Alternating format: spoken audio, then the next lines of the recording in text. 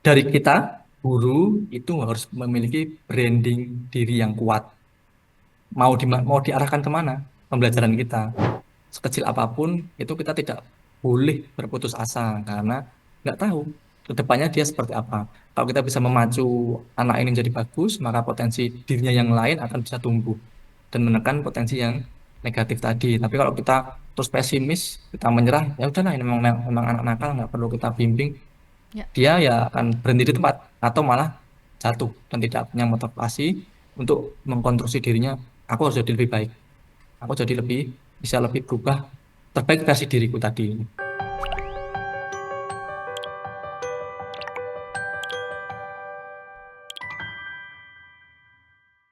Halo Tribuners, selamat datang di EdTalk, sebuah inisiatif Tribun News dan juga Sekolah Education dalam mewadahi para pendidik, penggiat pendidikan, dan juga orang tua untuk berdiskusi lebih dalam mengenai pendidikan di Indonesia. Dan saya Alma Diva, senang sekali dapat kembali berjumpa dengan Tribuners yang ada di seluruh Indonesia. Dan Tribuners, untuk Tribuners yang belum menyaksikan episode-episode Atok sebelumnya, dapat langsung mengunjungi channel YouTube kami yaitu Tribun News. Dan apabila Tribuners belum membaca artikel-artikel pendidikan kami, dapat langsung mengunjungi website kami yaitu tribunnews.com. Dan Tribuners, pada kesempatan kali ini tentunya episode yang tidak kalah menarik karena tentunya kami menghadirkan narasumber yang luar biasa dan tentunya inspiratif karena kita akan membahas sesuatu yang dekat sekali dengan keseharian guru, yaitu tentang pedagogi kreatif. Nah, karena pendekatan yang biasanya bikin proses belajar jadi lebih menyenangkan, kemudian juga relevan dan bermakna pastinya untuk siswanya. Nah, mungkin ini jadi pertanyaan Bapak Ibu nih. Jadi sering merasa kok siswa cepet banget ya, merasa bosan di kelas gitu ya, atau kalau main handphone kayak semangat tapi kalau belajar kok males ya atau lemes ya gitu ya, jadi hilang energi. Nah, mungkin ini saatnya kita lihat lagi gimana caranya nih bikin pembelajaran terasa lebih hidup. Dan tentunya pada kali ini saya akan ditemani oleh narasumber istimewa, yaitu seorang guru yang aktif berbagi ide dan inspiratif di sosial media. Beliau adalah Bapak Dian Andi Sulaiman yang biasa kita sapa Kang Leman. Halo Bapak, Assalamualaikum. Halo Mbak, Waalaikumsalam warahmatullahi wabarakatuh. Halo Kang Leman, bagaimana kabarnya? Alhamdulillah baik. Gimana Mbak Diva juga? Alhamdulillah Baik ya? baik, dan tentunya senang banget nih Kang Leman bisa ngobrol-ngobrol langsung nih sama Kang Leman walaupun kita berjarak ya, tapi kita Ya, bisa langsung betul. diskusi di episode Etox kita kali ini. Dan kalau boleh tahu Bapak sekarang lokasinya di mana nih Pak? Saya di kota Sukoharjo Mbak, dekat di Ah, Surakarta atau Solo. oh iya, kita jauh tapi tetap bisa diskusi Iya, di sini ya Pak ya, betul. Alhamdulillah.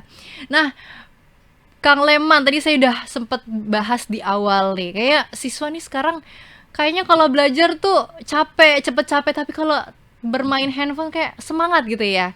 Mungkin eh setelah ini kan kita udah melihat ya beberapa video atau konten-konten Bapak yang ada di sosial media. Ini menarik banget nih, lucu-lucu banget tuh kan, jadi bisa bercanda sama siswa ya sendiri.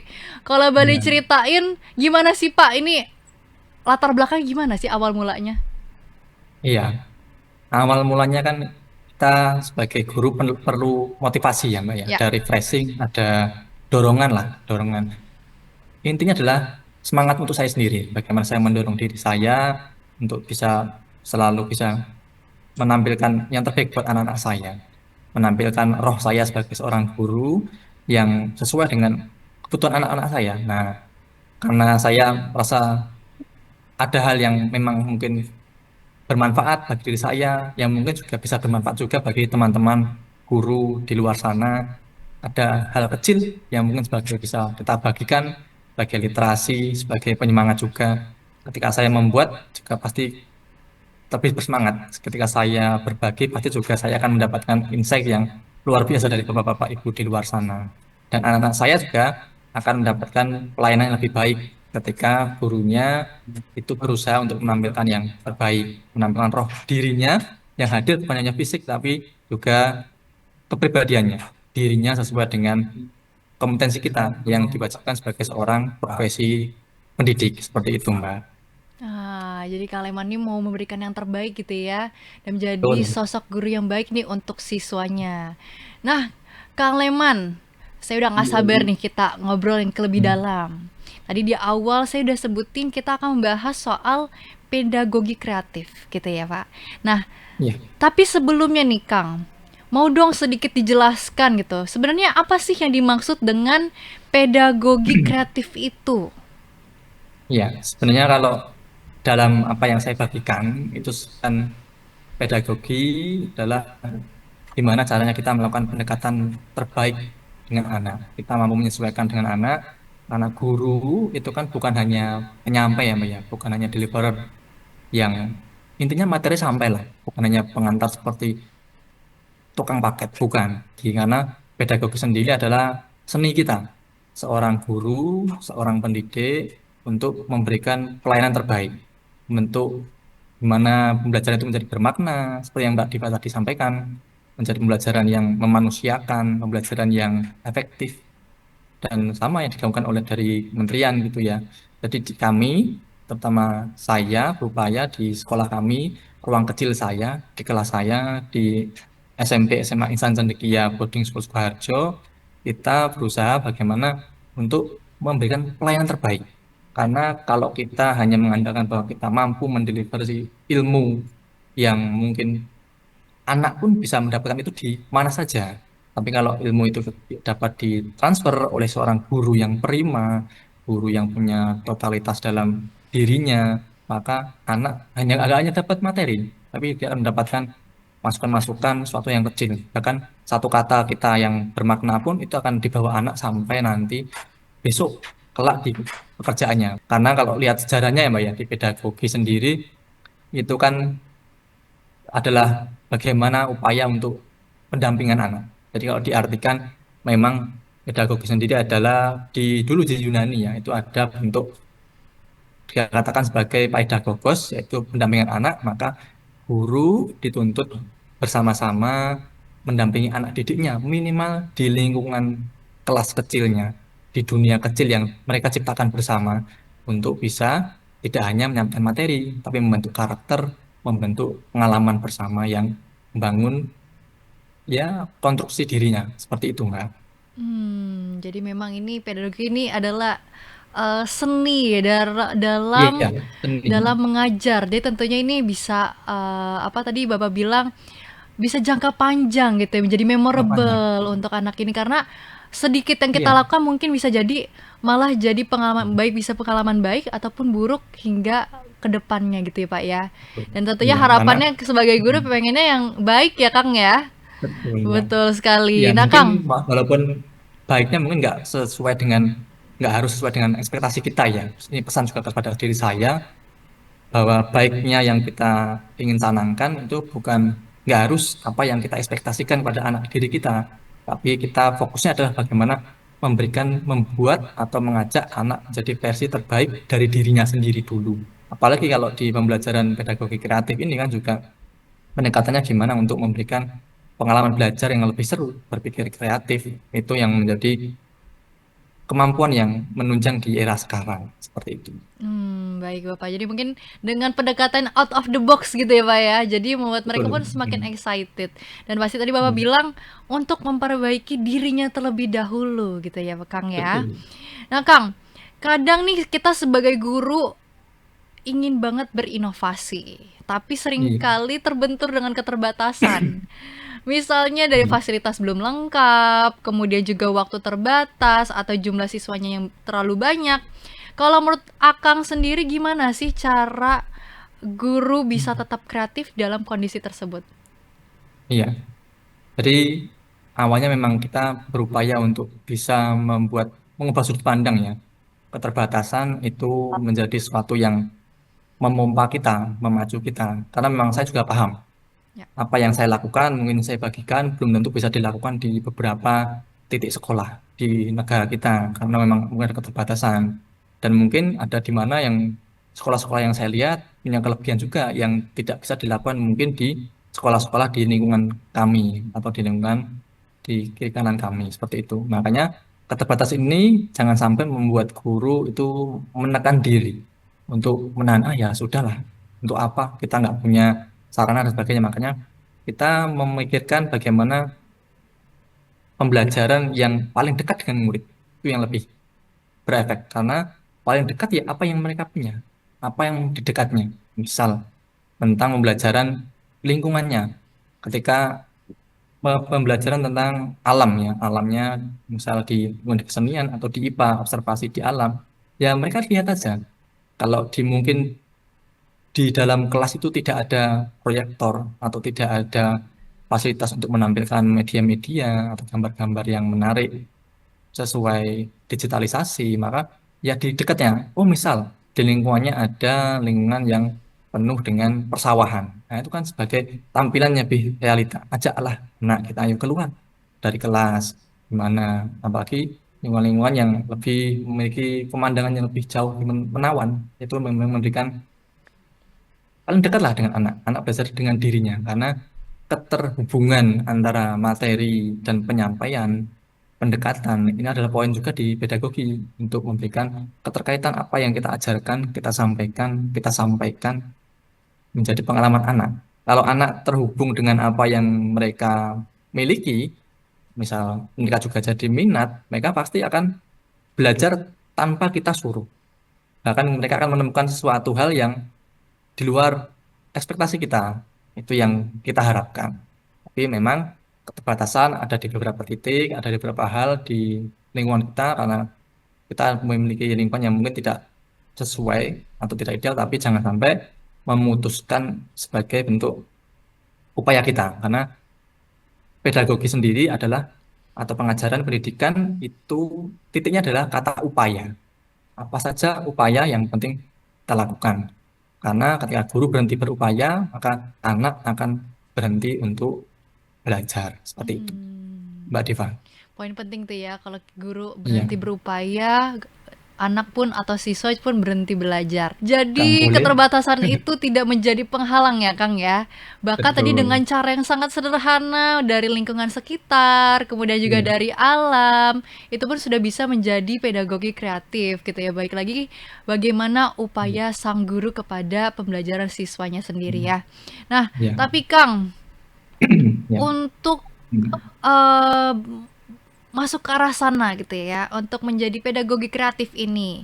Biasanya kan guru kreatif tuh biasanya harus bisa berinovasi, fleksibel, kemudian juga personal dan juga menyesuaikan cara belajar dengan karakter siswanya. Nah, tapi di lapangan itu kan nggak selalu mudah dilakukan ya.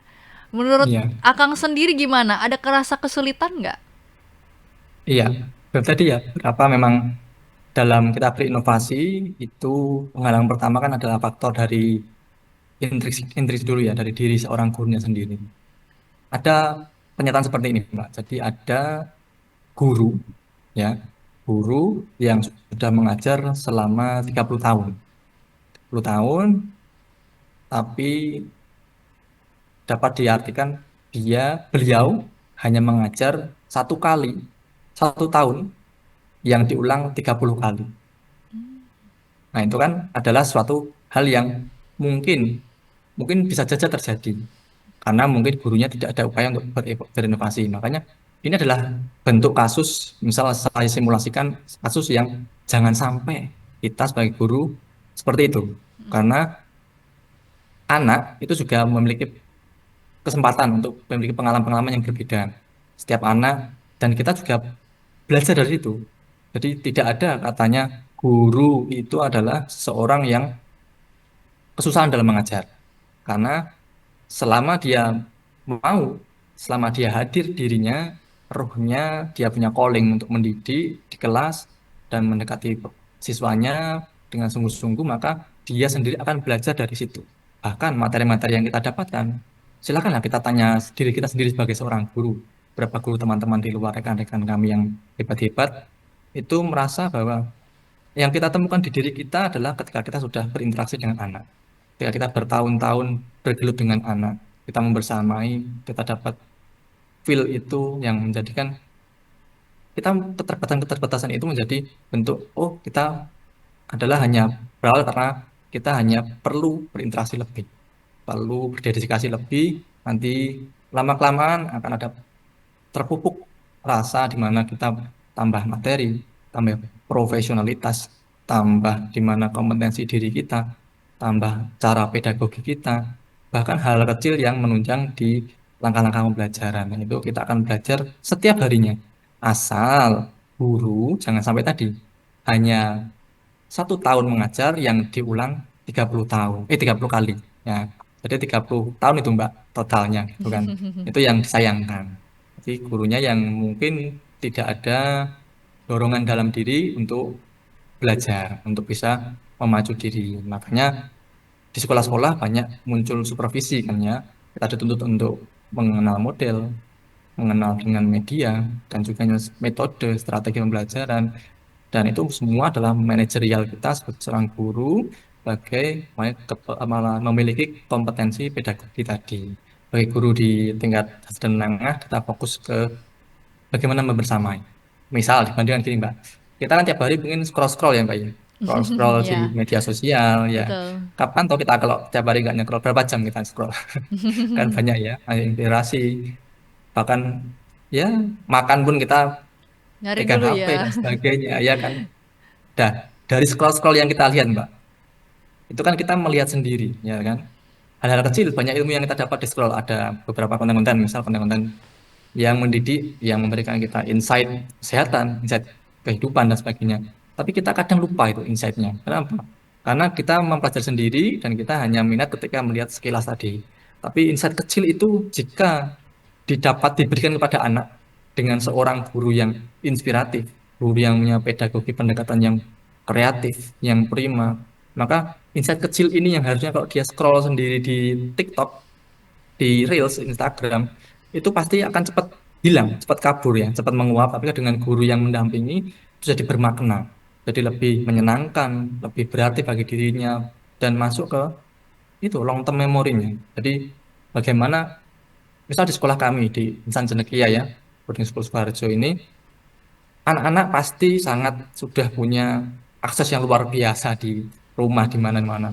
Maka tapi guru di sini tetap dibutuhkan karena sosoknya adalah sosok yang menjadi fasilitator, mentor mereka, dan ya yang kita utamakan adalah bagaimana kita menjadi sebuah layanan pendidikan terbaik, membantu menjadi sejarah, menjadi teman sejarah mereka menapaki dunia dari anak-anak remaja dan juga nanti bisa lulus untuk ya akhlak dan juga ilmunya, akidahnya seperti itu.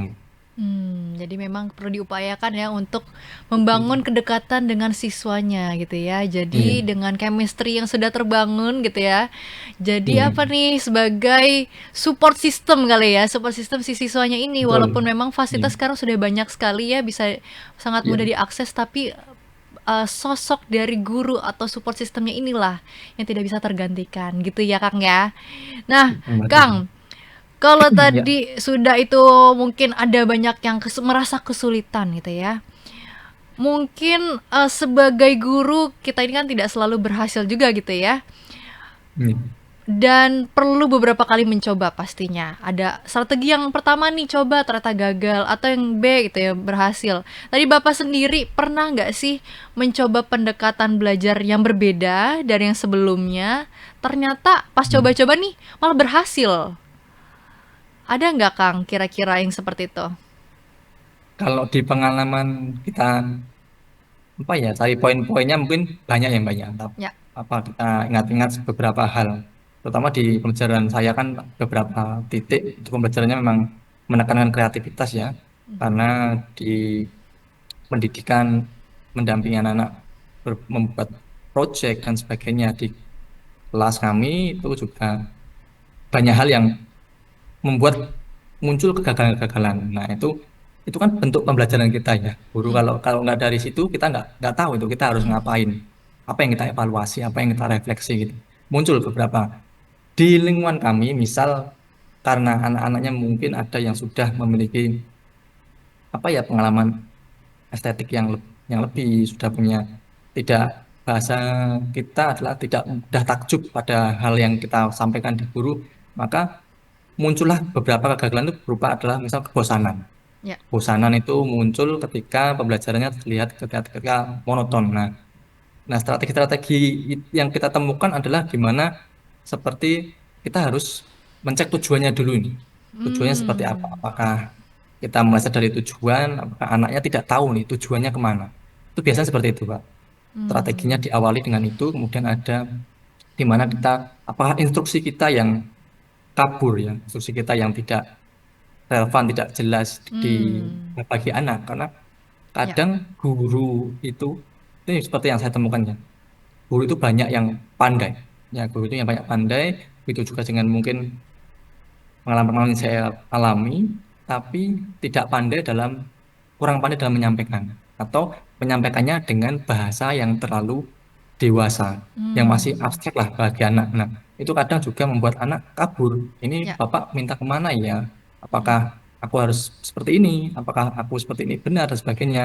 Karena kadang anak-anak juga memiliki pola-pola masing-masing. Nah, selanjutnya yang ketiga juga ada di mana anak kadang kan punya pribadi masing-masing. Maka dulu itu kita akan diminta untuk adanya diferensiasi ya Mbak ya. Hmm. Diferensiasi karena ada anak yang mungkin dikasih pengertian ini sudah paham, bisa menjelaskan, berhasil. Tapi ada Ya. anak yang anaknya ini adalah butuh pendampingan lebih gitu ya. Apalagi dulu yang sempat saya punya pengalaman di inklusi itu Ya. harus beberapa kali instruksi itu 1 sampai 5 kali instruksi baru dia mau bergerak untuk Hmm. memulai proyek atau pembelajaran. Makanya kalau anak ini kita tinggal dengan metode strategi kita yang sama dengan anak yang apa ya rata-rata ini tadi, maka anak ini akan tertinggal. Ini kan kegagalan kecil dalam kelas kita, nggak selamanya semuanya gagal ya Mbak ya. Ada Hmm. kegagalan kecil, tapi ini kita harus perhatikan. Kita juga perlu untuk memilah-milah di mana anak kita yang, oh dia adalah anak yang tinggi dalam hal pemahaman, dalam penyelesaian masalah, dan juga anak yang rata-rata, dan anak yang mungkin butuh pendampingan khusus. Itu juga penting. Maka kegagalan-kegagalan itu juga menjadi modal kita. Oh, Ya. kita jadi catatan. Makanya ada yang dulu pernah bilang, kalau di RPP ya, biasanya dulu atau modul ajar kita itu banyak coret-coretannya atau banyak yang kita pikirkan, banyak yang kita rubah, banyak kuis-kuis yang kita rubah, game-game yang kita rubah, strategi yang kita rubah, langkah yang kita rubah, itu bentuk bahwa kita berupaya belajar bahwa Hmm. kita penting ini untuk bisa gimana membersamai seluruh kelas. Dan keberhasilan itu bisa tercapai bentuk dari anak sampai ke tujuan dan juga anak mendapatkan apa tujuan itu sampai bermanfaat bagi dirinya. Seperti itu, Mbak. Hmm. Jadi memang balik lagi perlu diupayakan dan jatuhnya sepertinya ada evaluasi ya Pak ya. Iya, Evaluasi di mana evaluasi penting. nih siswa merasa bosan, kalau memang tidak cocok, Betul. cari yang lain seperti itu ya. Kembali diupayakan kembali. Nah Pak, Ya. eh kalau misalkan nih kita kan tadi di awal mengenali siswanya kita terlebih dahulu. Betul. Biasanya yang Kang Lehman terapkan ya untuk mengenali siswanya sendiri tuh gimana sih caranya, Kang? Kalau yang di kami, dari kita memang sudah punya proyek ya di awal ya. Ya. Kalau yang saya gaungkan di kami dan itu alhamdulillah berhasil selama ini, itu adalah bagaimana kita juga bisa memberikan pengelolaan awal. Itu yang penting. Makanya dari kita, guru itu harus memiliki branding diri yang kuat. Mau diarahkan kemana pembelajaran kita? Mau diarahkan seperti apa image diri kita sebagai guru untuk anak-anak kita? Itu bisa kita arahkan di mana? Di awal kita kenal, Mbak. Di awal kita Hmm. berjumpa dengan anak-anak Ya. kita, di awal kita mungkin waktu kalau di sekolah namanya MPLS ya, di masa pengenalan lingkungan sekolah itu Ya. penting sekali. Atau di hari pertama kita masuk berkenalan. Nah, kalau kita Hmm. mau dikenal sebagai guru yang tegas Ya. dan juga punya prinsip yang jelas, punya wibawa, ya di hari itu, di waktu itu kita harus memperkenalkan diri. Maka anak-anak kan mengenal kita. Itu ranah kita untuk perkenalan awal ya. Kemudian mau diarahkan, oh ternyata kita ingin penuh ada konsekuensi. Kita mempelajari yang juga menyenangkan, yang juga friendly, friendly teacher. Kemudian tapi kita kalau tidak ada pelanggaran, ada anak tidak patuh, itu juga kita menjadi guru yang tegas bagi murid-murid kita. Itu juga kita bisa gaungkan di awal. Itu juga pernah saya share juga di media sosial saya, karena itu beberapa langkah itu begitu berhasil, Mbak. Menurut saya cukup berhasil karena beberapa angkatan yang kita terima itu jadi bentuk kepatuhannya, bentuk rasa respectnya, hormat kepada guru, sayang kepada teman, itu muncul dengan impact yang cukup baik, dengan bentuk branding diri dan sekolah yang kuat, yang membersamai. Namun tetap lebih berfokus pada anak. Jadi kita menjadi diri yang kuat agar bisa menguatkan anak-anak kita untuk mengenali anak-anak kita. Nah, kedua setelah branding diri tadi, kita juga perlu adanya pendekatan yang komprehensif kepada anak-anak kita, nggak hanya anak didik kita sebenarnya, ke orang tuanya, latar belakangnya, keluarga, itu juga kita adakan.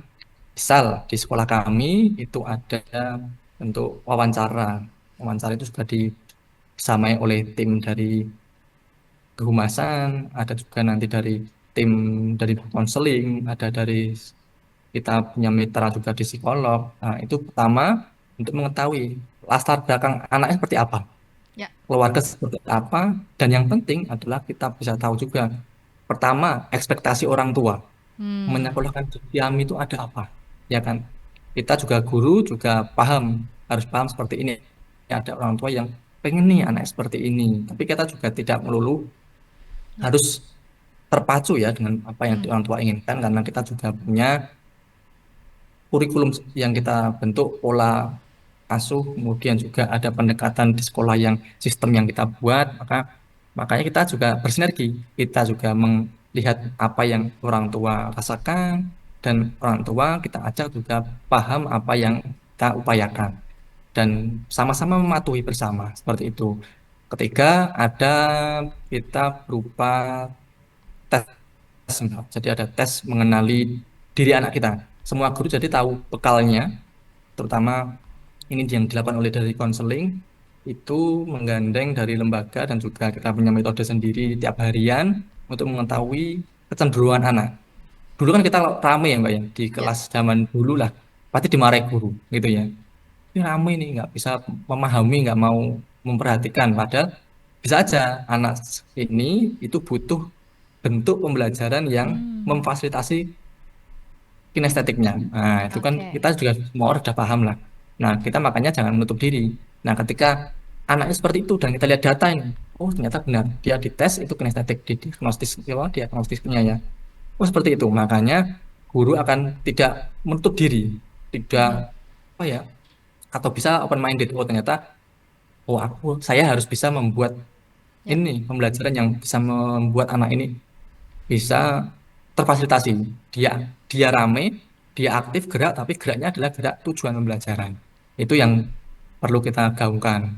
Bukan kita ada anak rame, ada anak suka ngobrol dan sebagainya, terus kita jadi apa? Salah sangka bahwa anak Ya. ini anak nakal, anak ini adalah anak yang tidak patuh. Nah, belum tentu karena dari beberapa hal itu dan pengalaman saya yang kita temukan bahwa anak-anak seperti ini punya potensi yang kita tidak tahu. Jadi sebagaimanapun murid kita hari ini, bahkan yang kita mulai bisa menilai kurang sekecil apapun, itu kita tidak boleh berputus asa karena nggak tahu ke depannya dia seperti apa. Kalau kita bisa memacu anak ini jadi bagus, maka potensi dirinya yang lain akan bisa tumbuh dan menekan potensi yang negatif tadi. Tapi kalau kita terus pesimis, kita menyerah, ya udahlah ini memang anak nakal, nggak perlu kita bimbing, Ya. dia ya akan berhenti di tempat atau malah jatuh dan tidak punya motivasi untuk mengkonstruksi dirinya.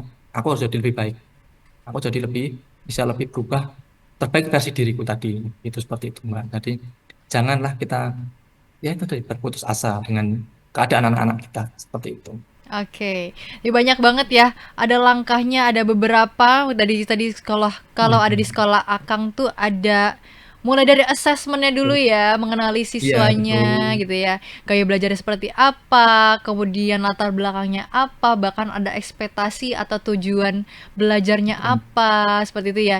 Dan gurunya pun perlu sekali membuat branding gitu ya, branding bahwa guru Betul. ini mau dikenal sebagai apa nih, jadi mereka pun akan respect gitu ya, dan Betul. tentunya akan lebih mengenal lah sosok gurunya seperti apa. Nah, Iya. pastinya harapannya ini bisa memberikan yang terbaik pastinya ya Kang ya, untuk siswanya Betul. sendiri. Karena kembali lagi memang gaya belajar dan minat siswa itu berbeda-beda. Tentunya nggak bisa dipaksa gitu ya. Jadi kalau misalkan siswa ini minatnya kemana gitu ya, tentu kita Iya. arahkan. Kalau misalkan gaya belajarnya seperti ini, kita sesuaikan gitu ya. Ya pada intinya semua orang itu atau semua siswa itu ada cerdas di bidangnya. Seperti itu kali ya Pak ya, ya Betul. Kang ya. Iya. Nah Kang, tidak Iya, terasa Mbak. nih sudah kita masuk ke penghujung gitu ya. Masuk ke Iya. pertanyaan terakhir sebagai penutup nih Terakhir. Kang.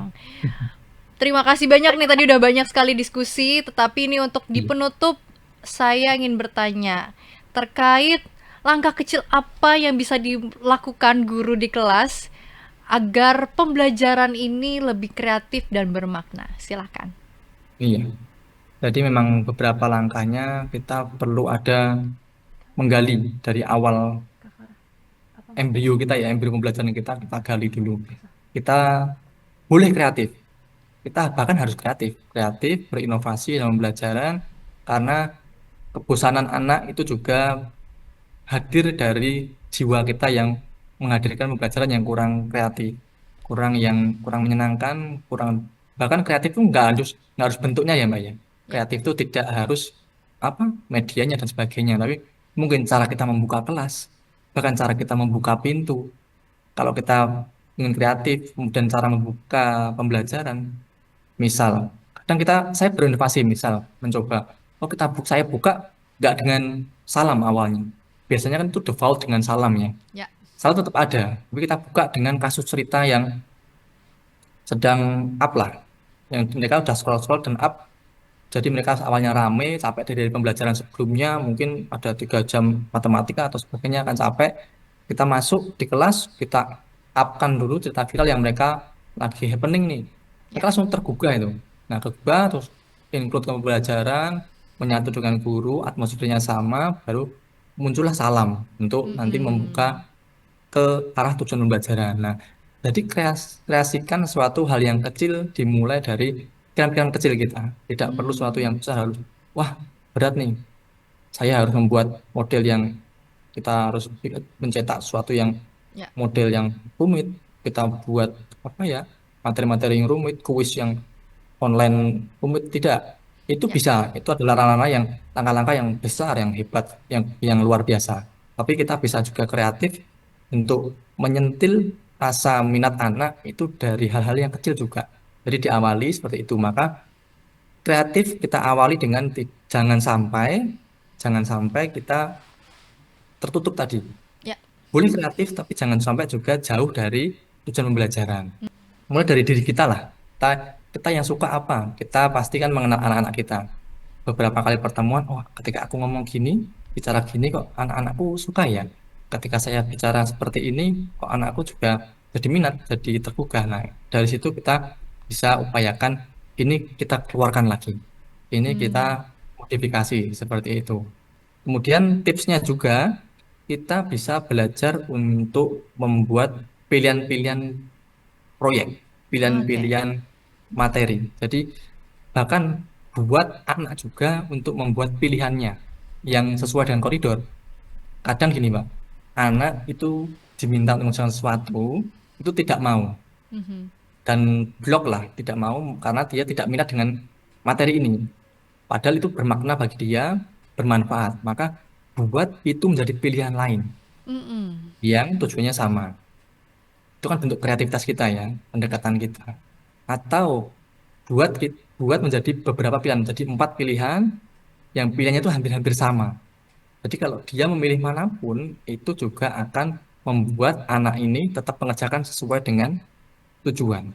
Ada keberhasilan di situ. Dan anak merasa, aku punya kebebasan nih, bisa memilih untuk mana yang aku kerjakan. Dan dia akhirnya berproses. daripada kita mau menekankan atau memaksa satu tugas, satu materi, satu proyek yang harus diselesaikan dengan metode yang atau indikator atau bentuk yang monoton yang sama. Itu menjadikan anak secara minat ya berkurang, maka ini nanti akan menggiring anak yang jadi diam-diam, jadi dia tidak berminat tadi, kemudian menjadi pengennya keluar kelas terus dan sebagainya. Itu kan tanda-tanda ada langkah-langkah kecil kreativitas tadi yang mungkin bisa kita untuk antisipasi kejadian-kejadian kebosanan juga anak yang tidak minat seperti itu. Itu Mbak mungkin. Luar biasa nih tipsnya dari Kang Leman ya.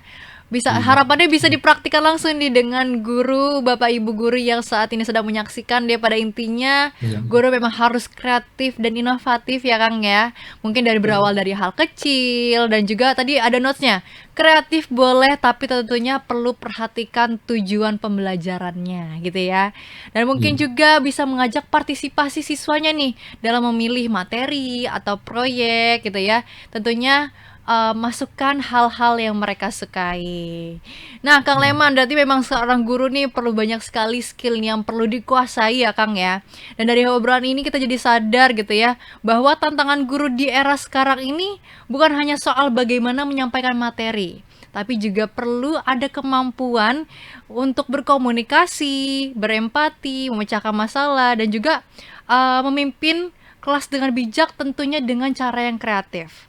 Karena itu penting sekali nih bagi guru untuk terus belajar, mengembangkan diri, dan saat ini Kang Leman, di sekolah kami menghadirkan program Future Educators, di mana program ini mengembangkan kompetensi guru tentunya yang relevan dengan perkembangan zaman, dan harapannya guru bisa menjadi pendidik yang inspiratif, adaptif, dan benar-benar siap menghadapi tantangan pembelajaran masa kini. Seperti itu, mungkin Bapak Ibu atau Tribuners yang ingin mendapatkan informasi yang lebih detail bisa langsung mengunjungi sosial media kami yaitu di @sekolah.educators.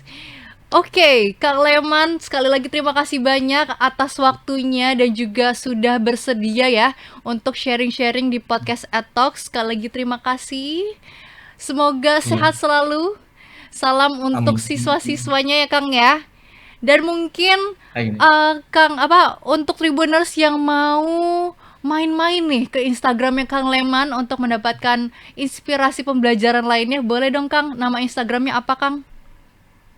Dicari saja kalau di Instagram kangleman.edu parenting, di Kang Leman guru.edu.parenting ya. Karena Oke. nanti bisa Sekali lagi terima lihat-lihat. kasih banyak Kang eh, Leman. Betul. Terima kasih, Mbak. Sekali lagi terima Terima kasih sudah ada kasih. diundang. Terima kasih dan terima kasih untuk Tribuners yang sudah menyaksikan. Sampai jumpa di episode Talk selanjutnya. Terima kasih.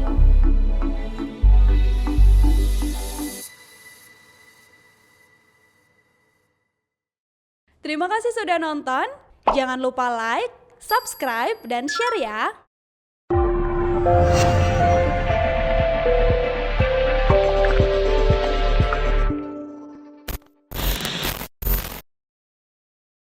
Download Tribun X sekarang. Menghadirkan lokal menjadi Indonesia.